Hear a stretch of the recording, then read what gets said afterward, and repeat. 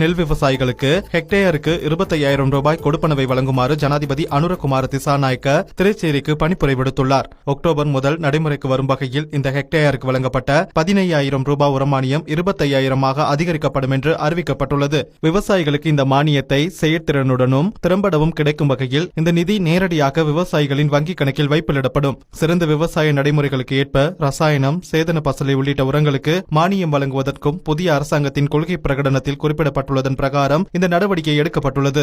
இதேவேளை பின்னடைவை சந்தித்துள்ள மீன்பிடி தொழிலை ஊக்குவித்து உற்பத்தி செலவை குறைப்பதற்காக அக்டோபர் 1ஆம் தேதி முதல் நடைமுறைக்கு வரும் வகையில் மீனவ சமூகத்திற்கு எரிபொருள் மானியத்தை வழங்குமாறும் ஜனாதிபதி திரைச்சேரிக்கு பணிப்புரை விடுத்துள்ளார். அதன்படி ஆழ்கடல் மற்றும் நாளாந்த படகுகளுக்கு மாதாந்த அடிப்படையில் எரிபொருள் மானியம் வழங்கப்படும். இந்த மானியம் மீனவர்களின் வங்கிக் கணக்கில் நேரடியாக வைப்பு செய்யப்படும். மீன்பிடி தொழிலை நிலைப்பேறான மற்றும் சுற்றுச்சூழலுக்கு ஏற்ற வகையில் மேம்படுத்துதல் மற்றும் நிர்வகித்தல், அதன் மூலம் மீன்பிடி உற்பத்தியை அதிகரித்தல் மற்றும் நுகர்வோருக்கு நியாயமான விலையில் கிடைக்க செய்யவும், தொழிலில் ஈடுபடுவோரின் வாழ்க்கை தரத்தை மேம்படுத்தவும் புதிய அரசாங்கத்தின் கொள்கை பிரகடனத்தில் குறிப்பிடப்பட்டுள்ளது. அதன்படி தற்போது கடும் பின்னடைவை சந்தித்து வரும் மீன்பிடி தொழிலை முன்னேற்றுவதற்கு நிதி மற்றும் தொழில்நுட்ப உதவிகளை வழங்க நடவடிக்கை மேற்கொள்ளப்படும்.